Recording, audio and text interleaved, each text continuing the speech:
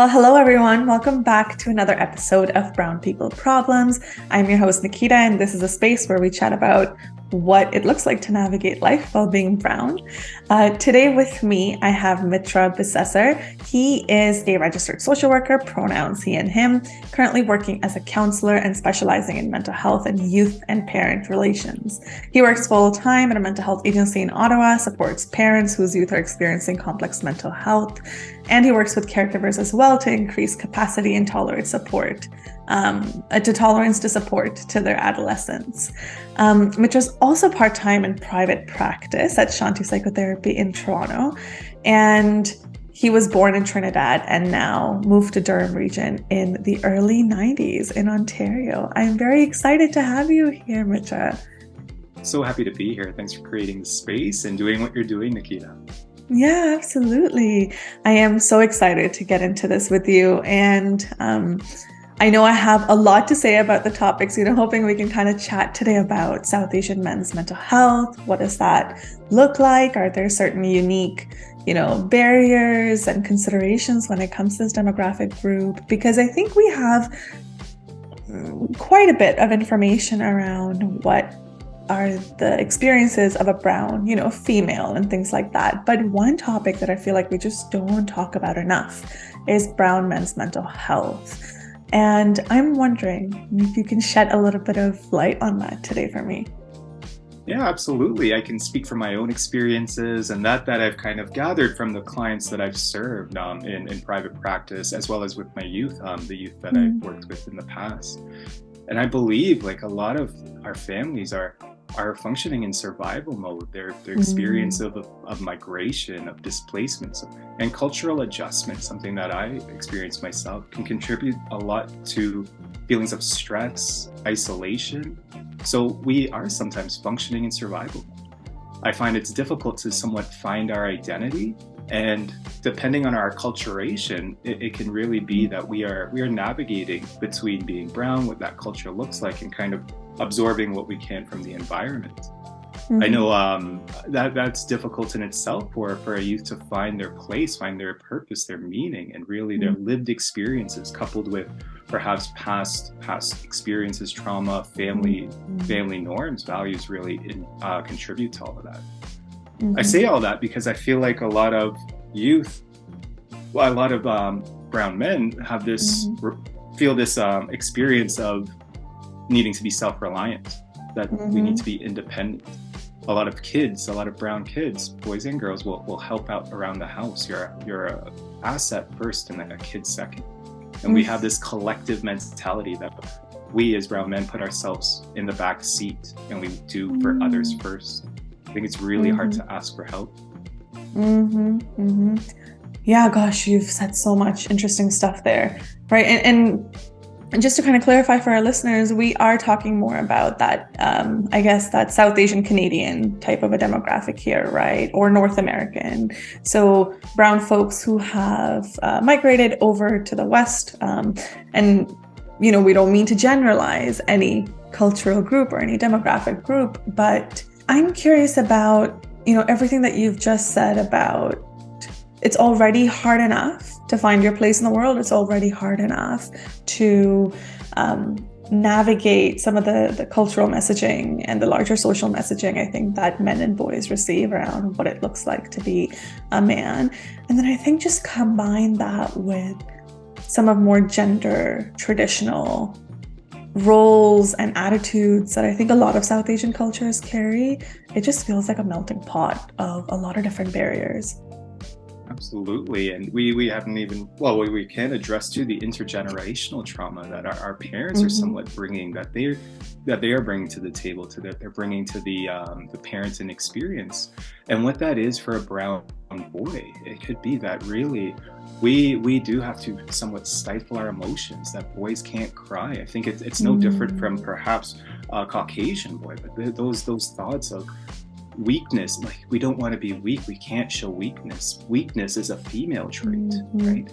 What I will probably visit a lot throughout this talk is validation. Like, how much do our boys, our young men get validated, right? We are doing so much good. How much is that recognized? It's almost, we set the bar higher. good, you've achieved this, and you can do more. This, I think, is the messages we're getting as we grow up and as we continue in society. How often do we validate the men in our life? How often do we thank them for their ongoing efforts? How often do we acknowledge their struggles? Because I don't think that we do this for ourselves. And what I'm trying to get at is we need to validate. We have to kind of open that up. And I want to say that on the other side, as men, we need to be vulnerable. As boys, we need to be vulnerable. Put a group of young men, young adults, young boys together, and there's very little vulnerability, weakness shown. It's a lot of strength and almost competition. And that makes me worried about our mental health, where we're constantly trying to one-up each other or put that stuff aside to be strong, to be brave, to be weak, to show that there's no room for error here. And such a difficult enough to navigate, and then we throw in there possibly struggling with mental health, not even perhaps acknowledging mental health, but even before that, like acknowledging that there is something more to me than just behavior. It could be cognitive as well. I think we don't often get to that point. And when I am seeing people in therapy, we've gotten to that point oftentimes through a crisis or some sort of large event that's kind of triggered this now process of being in therapy, where we want to maintain our mental health. Just like we go to a doctor's appointment, to a dentist, we need to prioritize our mental health. And I think we're seeing that shift. I say that because I want to say with our younger youth, where we're having that messaging, where we're talking about it more, and yet what we need from our boys, our men, is vulnerability. That courage to reach out and address my weaknesses, because I think vulnerability in itself is a huge strength. Yeah, absolutely. And when I look at our this demographic group in particular, when you say vulnerability, you know what really comes to mind for me is just the messaging that so many South Asian men receive around toxic masculinity, right? I'm thinking of all of these, South Asian like music videos, movies, rap videos, all this like gangster rap coming out of, particularly North India. And just the kind of messaging that gives is you got to be tough. You got to be strong.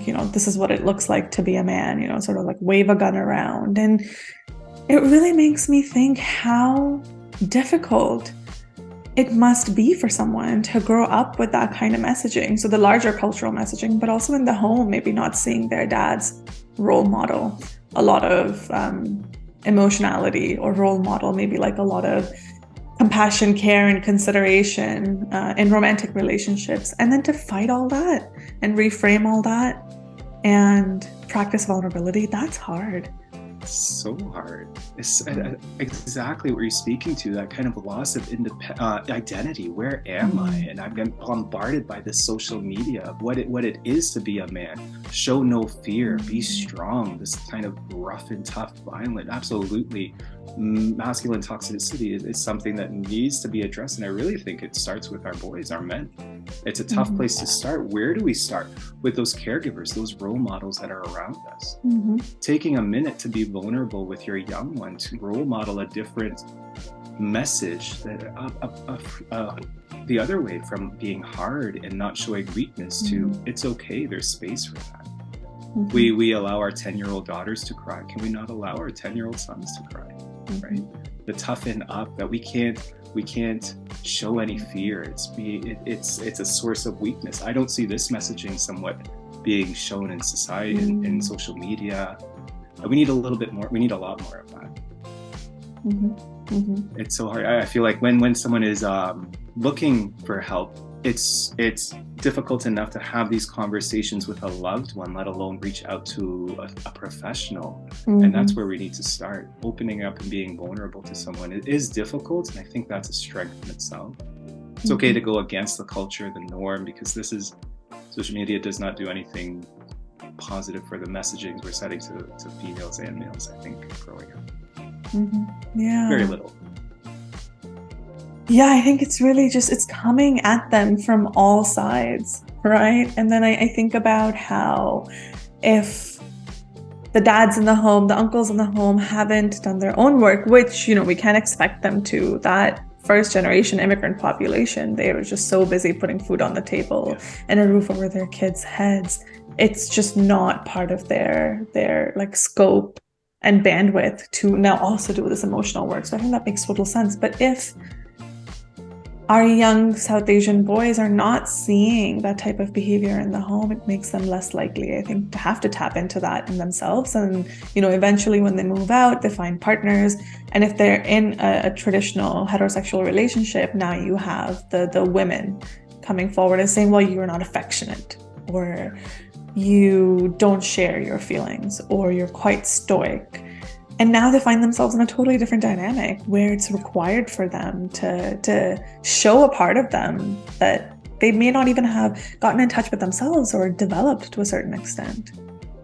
Such a shift, right, in values and in priorities, possibly leaving the home. And you really hit the nail on the head there. I think it starts with the upbringing. Our caregivers are busy putting food on the table. We watch them in survival mode. We see our adults, our male role models, as working hard, as providing, as putting themselves second. And so what is expected of us? That we have this duty, this responsibility, we have this rigid identification of working hard, that we have to meet that role rather than meeting the authentic needs of ourselves, of our own, what you spoke to, that emotional connection, that in being in touch, in tune with your own feelings and emotions. We have this mentality that I hope is shifting, that we work hard. We work hard even if it kills you. Like, we work through the pain, we work through sickness, we work through mental and physical health. What would you say to someone that you loved that was working so hard? You need to stop, you need to slow down, prioritize yourself. But yet we hold that as a value, that you work hard, you work until your fingers are raw. And this rigid identification with a role and duty, we somewhat need to separate that. Because there is definitely time for work and what other things you value in life. You talk about that shift a little bit to relationships, to self-care, to looking within and possibly doing our own work. Because we can't rely on the generations before us to kind of work on that's out of our control. What's in our control is kind of recognizing we can shift the time. Do we want to send the same messages to the next generation? Work hard, stifle those emotions, right? Don't acknowledge any emotion outside of anger. We want to be in touch with our feelings. A lot of the times working in therapy, well, it's naming the emotions. If we can name it, we're somewhat closer to taming it.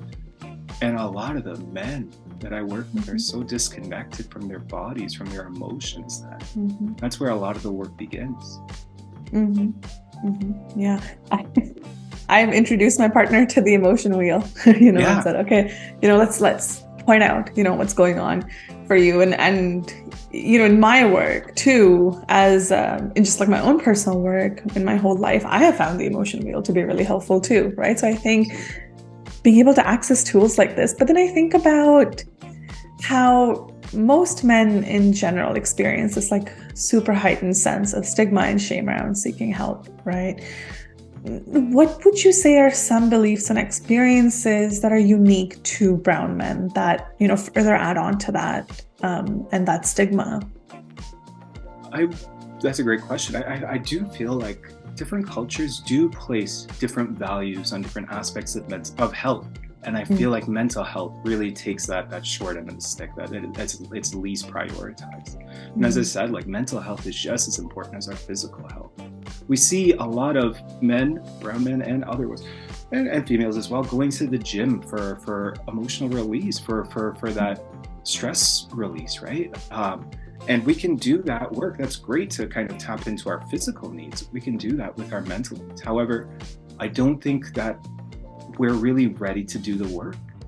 A lot of the times we're focused externally, right, on what the needs are of the community and others, but rarely internally. I think it also stems from the socialization that we're used to, right? Very little do I see support groups or safe spaces for men to express themselves, and I think we need more of that.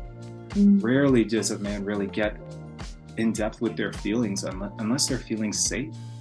Unless they're feeling safe enough to do so. And then we need that courage to be vulnerable and say, you know what, I think I need to address this, or I need help with that. I as you're talking, I'm sort of thinking about all the the brown men in my life. And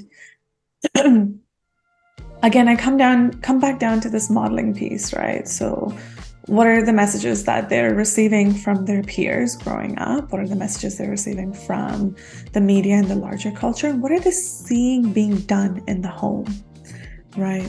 I think people often think that messaging within families looks like someone sitting you down and saying, you are not allowed to cry. And while that might happen, for sure, I think a lot of what we learn is so subliminal, right? It doesn't actually look like someone sitting you down and telling you what you can't do. It looks more just like what you're observing other people in your life do and internalizing that. And so I imagine it can all probably be a lot of work for a lot of men to even just unpack that. Well, what have I learned to be true? What have I learned that feels attached to my identity as a brown man? Absolutely. I think those values shift over time as we learn and kind of grow, expand outside of our family. We can shift our norms, our values in terms of marriage, of jobs, identity, education. And that's a difficult shift because we're so attached to where we need to be or where the bar has been set for us, that to make that shift, to prioritize ourselves, to make a change is difficult because that requires work, that requires vulnerability, that requires a change. Yeah, for sure. I think it requires, you're right, a lot of vulnerability, and that can seem like this big mountain, right, to climb. That can just look and feel like the Everest, that, oh my gosh, I have to do all this work. I have to unpack all of this. And I imagine that can feel really overwhelming for someone. And what I would say to that is baby steps, right? The fact that you're thinking in this fashion is a great indicator. We can read. I think that reading is a powerful tool to kind of just shift our perspectives, open up different areas of our thought process. And that really kind of can help us find and navigate these waters, because there is no right or wrong answer here. It's being true to yourself. If you are true to yourself, I really do think that things kind of fall into place. We could talk about spiritual beliefs as being a strength or a barrier, right? We can really shape our understanding. Spiritual beliefs can really shape our understanding of mental health, and we could use that as a source of comfort or a barrier. So why I'm saying that is it's how we how we prioritize, how we value, what do we shift, what can we accept. And this is the tricky part, being flexible, right? Being flexible with ourselves. We have these rigid thought processes, these identities that we feel like we need to meet. And it's okay to change. It's okay to not meet all expectations. Yeah. As you say that, these rigid identities and roles, I think, that we hang on to, and the role for a lot of, I think, South Asian men that a lot of them prescribe to, that comes up for me, is this role of a provider.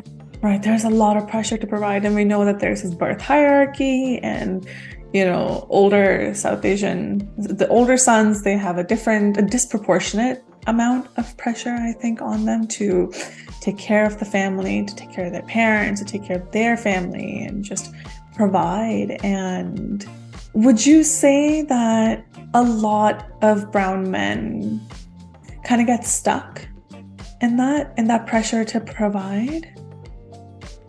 I agree with you to an extent. Yes, I do agree with you. And my question to those brown men, who are your supports, right? We need a community. If it's resting heavily on my shoulders, that's a red flag. And I do believe that we prioritize that if this is our expectation, if this is our role, we are going to meet that too, even if it means that we are suffering. And to say that we cannot provide, I think that may feel like a source of weakness, that we cannot meet those expectations, that we are not enough. And I think that perspective needs to shift. We want those that are in a caring role to care for themselves. If a son looks at their dad, at their father spinning their wheels, really deteriorating, what that young person needs to see is that caregiver is taking care of themselves. This is the message that we need to role model. This needs to shift. And I think that really in our culture, it is this heavy emphasis on the collective rather than the individual.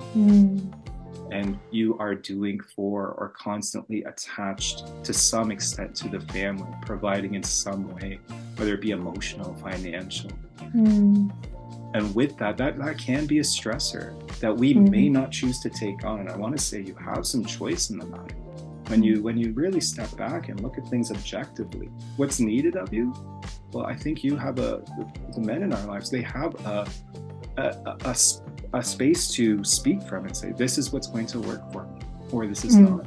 I need to prioritize myself so I can put my best foot forward for the family, the needs of the collective. It's so hard to speak up and say so.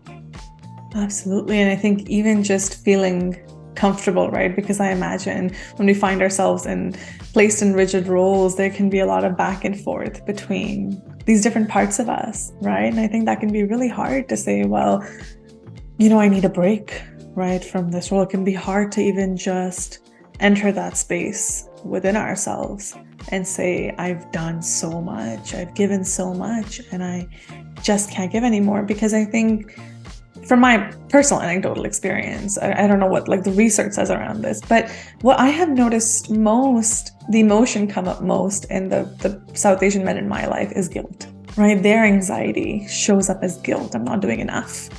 I'm not working hard enough. I'm not making enough. I am not doing enough for my parents. There's just this constant sense of guilt. And where is that coming from?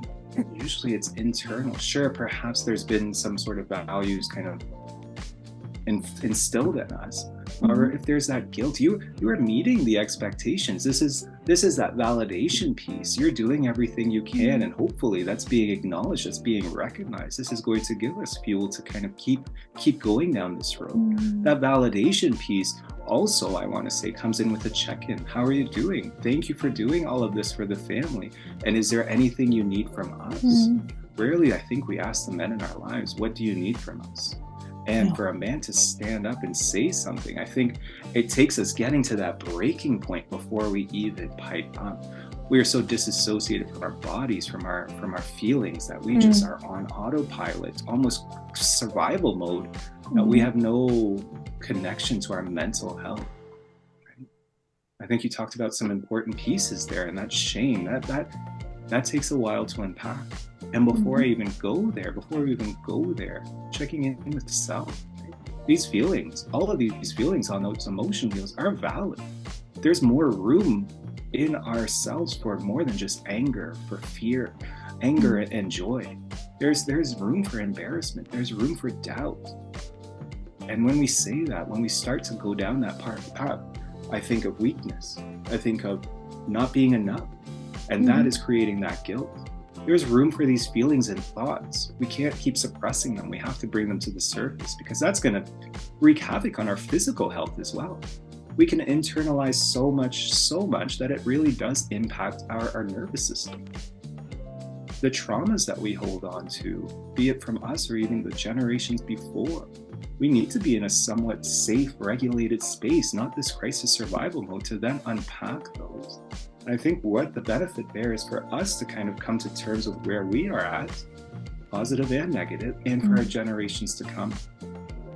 Right? If we can change that cycle, if we can talk to our boys, if we can be vulnerable, if we can provide the language for feelings, provide the space for expression, that's where we begin. That guilt is so twisted that sometimes it takes speaking about it out loud to another person to almost normalize it. Of course you're going to feel overwhelmed if you're managing this, that, and the other thing. We need to normalize the feelings and the emotions of our men in our lives so that they can start to validate themselves. Like, yeah, I'm going through a lot right now. And what's best for me? Is it to keep going at this pace, or perhaps slow it down? And there's where that guilt creeps in, perhaps. And what's that about? Let's give permission to our men to take care of themselves. When I talk to young boys, youth, in my counseling experience, they're looking for that relationship. They're looking to the men in their lives to be raw with them. And when I say raw, I mean weak, vulnerable, emotional. right? We show very little weakness, and that's not helpful to our young ones, to ourselves. I think we need a little bit more of that. Vulnerability takes a lot of courage. Absolutely. And I think that is a call for action for the rest of us to try and create spaces that are conducive for that type of vulnerability, right? So maybe that looks like if a guy in your life is showing emotion, that looks like not saying man up, right? Exactly.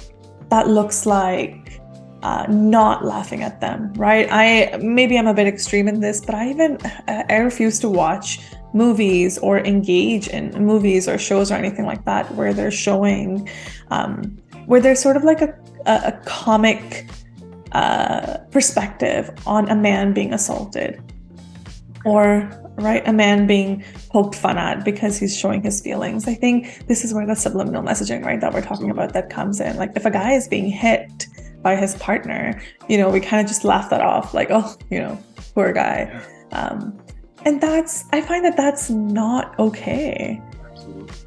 That creates like such it creates this breeding ground, right, for that like masculinity, for that toxicity, for that rigid like role identification that you were talking about.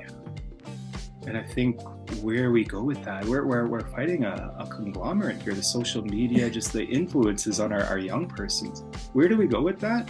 Having open and honest conversations with our young people, right?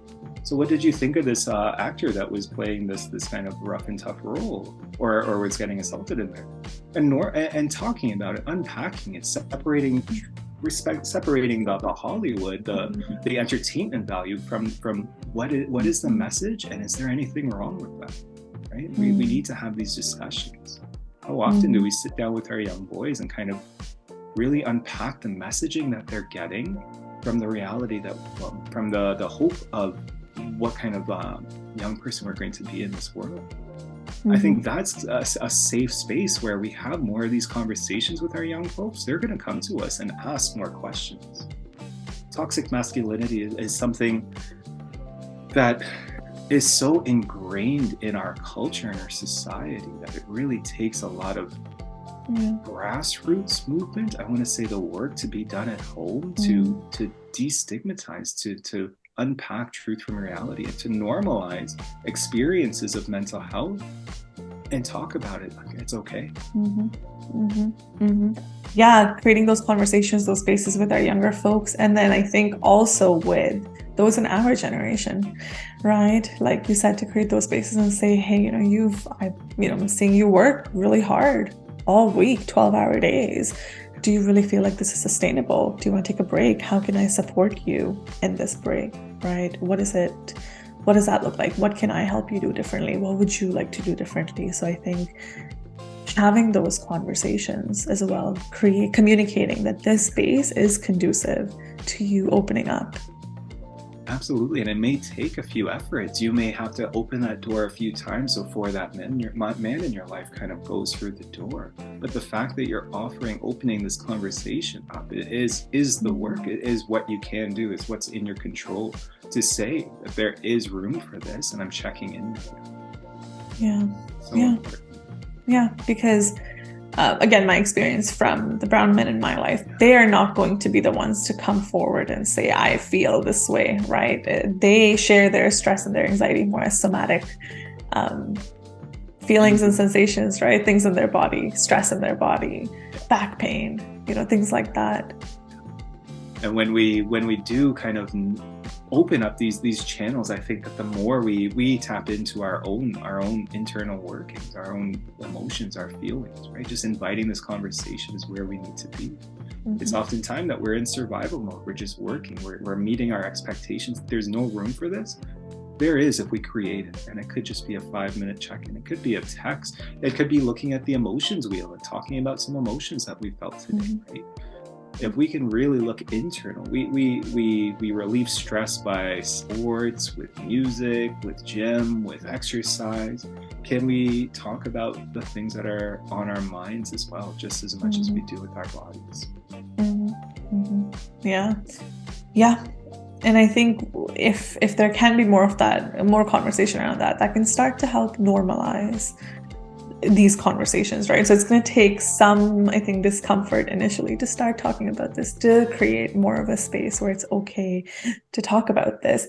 Because yeah, sorry, go ahead. I apologize. As the trajectory that I see, really, when a person is struggling, it really starts with these small check-ins with loved ones, right? We're feeling safe enough to hopefully open up and be vulnerable to them, to the point that that loved one's listening, validating. Hopefully, they're not minimizing or toughen up. I'm not getting that message. I feel safe enough to open to you. You're listening. Open up to you. You're listening to me. Where do I go with that?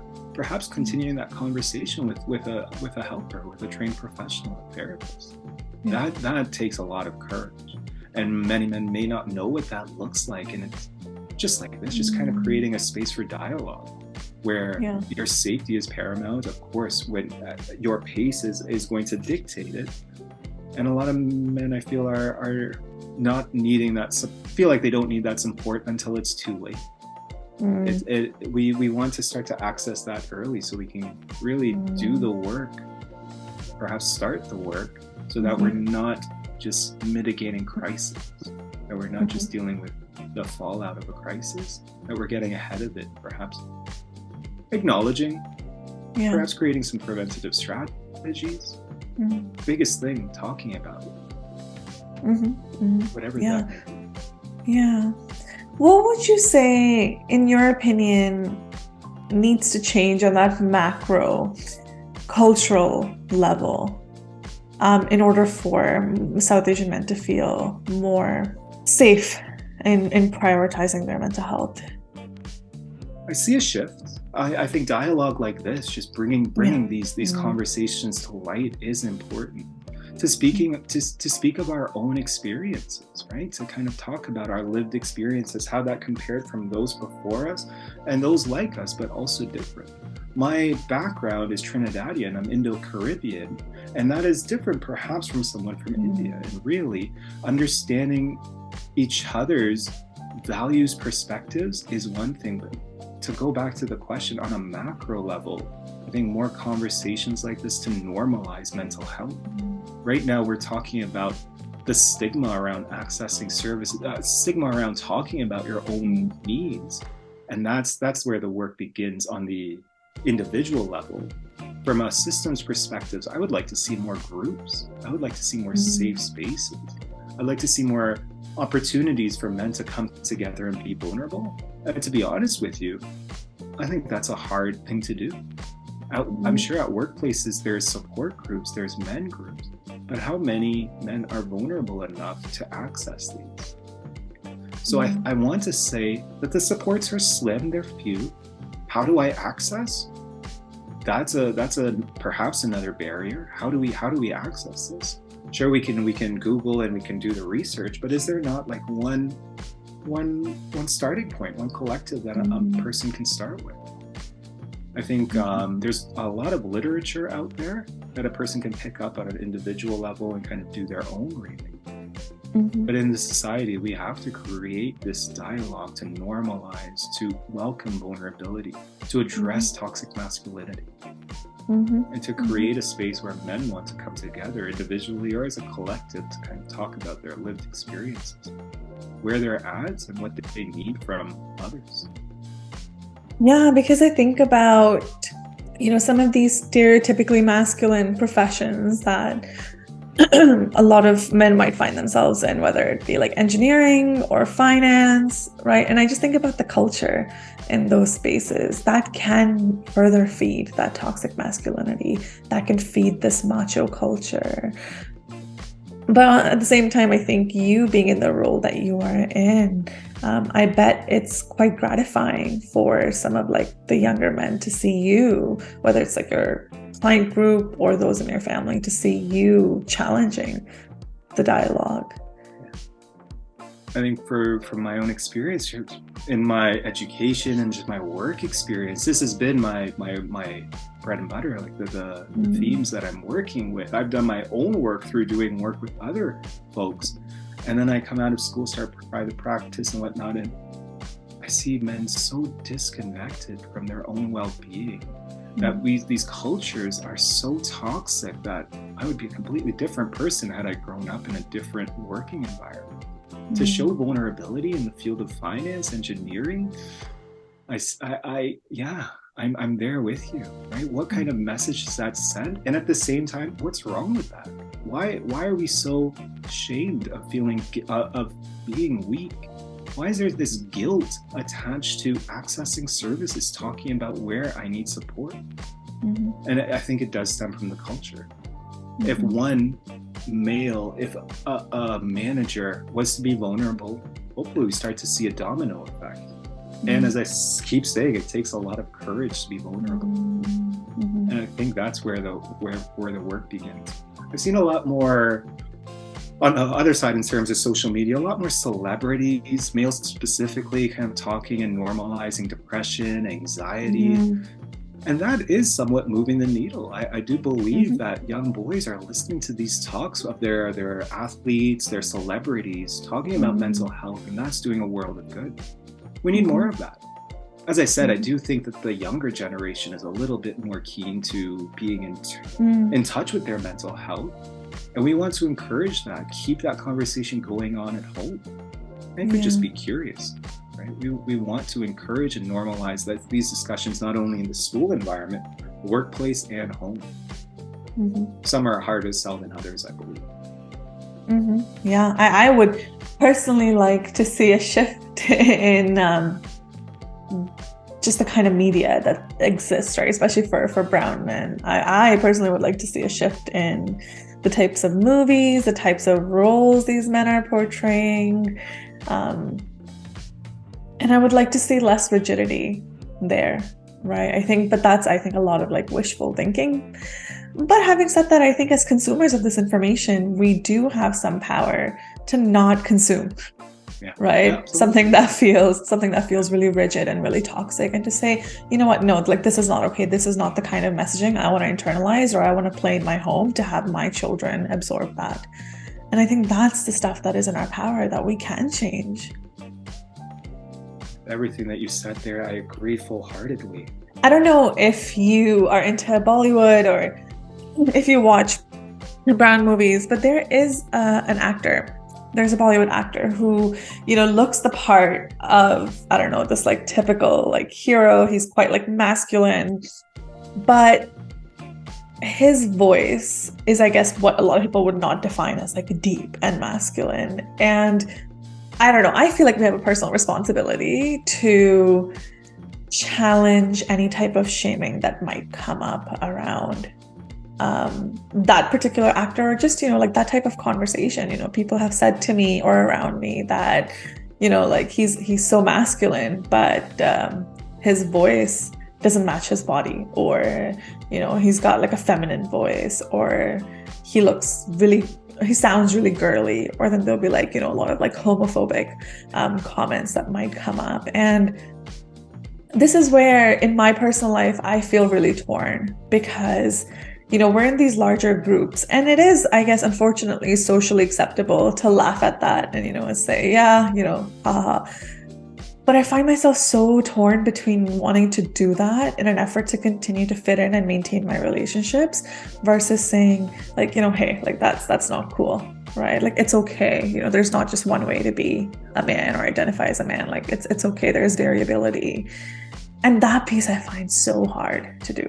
It's so hard, absolutely. And it's so interesting. We can have these conversations in this safe space, but perhaps in a space that doesn't feel so safe. What do you say? And the fact that we try to say anything at all, I think that's moving the needle forward.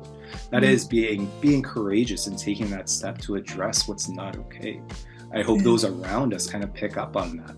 And I see when one person shifts the conversation, we see other shifts, right? There's other people, I think, thinking the same thing, just perhaps too worried to say anything. You speak to a really interesting point. Because this actor's voice is different, we treat and see them different. They're lesser than, right? We can even speak to homosexual populations, right? When we see a gay man, they are already considered lesser than. They have to work twice as hard, or may not even fit into the definition of what is a man. And where does that come from? Where does that prejudice towards others kind of stem from? What is our hurt? What is our issue with someone being different or lesser than what we believe is this ideal man? Mm-hmm. And that kind of speaks to that homophobic mind or homophobic thinking. And I think that's something that is somewhat ingrained in our culture to an extent. So of course, I'm just generalizing, but those that are different, sexual identity, gender identity, mental health, physical handicaps, you are lesser than right off the bat. And what a tough space to be in. Because your voice is different, you are seen as lesser than. So all the way to gender identity. Right? I think where the conversation is going, it's okay for boys, men to have these female traits, but are there female traits? Because everything you experience, I experience too. Your thoughts are probably similar like mine. Why is it that we treat our gender so different? That we expect so much more rigidity and one-track mind from our boys than we do our girls, right? I feel like we're a little bit more flexible with our girls than our boys. Already in this man box. Yeah, no, absolutely.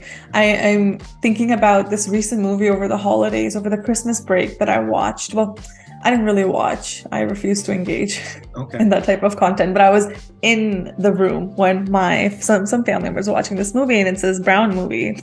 And basically the main male protagonist, he has this really severe case of OCD. It's really severe, but it's a comedy. So, they're poking fun at his need to sleep with a tie on and his excessive hand washing. And he's shown as this comic character. And the whole time I was sitting there, not just feeling lonely in my own assessment of this, but just sitting there going, oh my God, this is not okay. The idea that you're contributing to that it's funny to be in this manner. You don't see this man's hurt and pain and trauma that brought him to the place where he's constantly in fight or flight. And, when you try to have these conversations with the loved ones in your family, I think you'd only push the envelope so far, because then they flip it back to you as, well, you're just taking it too seriously. It's just a movie. It's just a joke. And it can be really hard to find that balance. And this is the macro change that you're talking about. It's tough to make that shift as a society, as a culture, as a family. But this is where it needs to be. I'm hoping you're not the only one in that room thinking like that. And the fact that you brought it up had people thinking differently, right? The fact that we're addressing this, it's going to be a marathon. It's not a race. I really do think that we're addressing a lot. I think being a man has been under the microscope for some time now, and just kind of dissecting what that means and what's healthy versus what's not healthy. Absolutely. I'm glad that you tried to move that needle. Absolutely. And it's difficult. It is difficult. Yeah. And the fact that we are looking at it as a comedic situation rather than what it is, I think that's a social media lens, right? Having discussions around OCD outside of that, I think is going to be most advantageous. We can watch what we watch because that social media influence is going to be bombarding, and come back for accurate reflection with a loved one to unpack that. Because there's these thoughts up here that boys are thinking about before they begin to ruminate and really set in as values. Let's really try to understand their thinking, help them unpack, because that's the work that I think needs to be done daily. Not getting the chores done or meeting the household expectations. What did you do today? Do you have any questions about relationships, or did you feel any sort of intense feelings? Are you going to hopefully bring these up more naturally, more candidly, more naturally? And that again creates that space to dispel a true myth from reality. Yeah. It's not easy. easy. For sure. No, it's not easy. And I think while that larger change might take some time to happen, I wonder if someone listening to this, wondering about, well, what can I do differently? I would be curious about doing some inner work and reflecting on, well, what kind of an environment am I creating for the brown men in my life? Exactly. Is there anything that I'm doing knowingly, unknowingly, that is reinforcing this rigid role identification. Am I doing anything that might be shaming? Knowingly, unknowingly, despite my best intentions, shaming them for showing any type of what we would describe as softness, right? And any type of emotion. And can I do that differently as well, right? What types of conversations am I having? What types of questions am I asking, right? Like you said. And then maybe for the South Asian men listening, there can be maybe some benefit from reflecting on a scale of 1 to 100, with 100 being the man. Where do I identify with this? Like to what degree do I identify with this? What is my comfort level with doing things differently? What do I need from others in my life? And what do I need from within me to be able to maybe be a little bit more authentic or less rigid in this role? Those are maybe some questions I think that can be helpful to explore.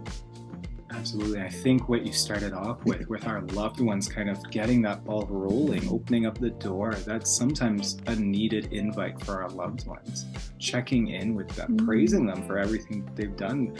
And if you feel like there's not a lot of emotions in them, there probably is. We're just not expressing because of a lack of judgment, guilt, shame, fear. A lot of things makes it hard to have these conversations. So keep the door open, checking in, talking about your own experiences, looking for that vulnerability. Of course, all of this is done in a safe space with our loved ones.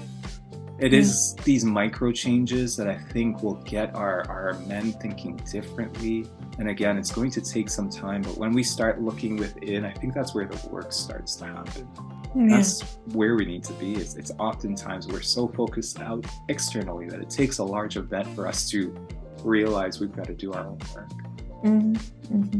Mental health is something that I think is so low in our priorities that it's even hard to address, let alone acknowledge and accept. The fact that I might be struggling with a mental illness makes me lesser than, or that I am not enough. That is hard to possibly accept. And when I do, okay, I can do something about this. I'm going to address it this way. This is impactful for my own overall well-being. This is good for my longevity in life, for my overall stability. Not to mention those around me get from me, hopefully, a better me.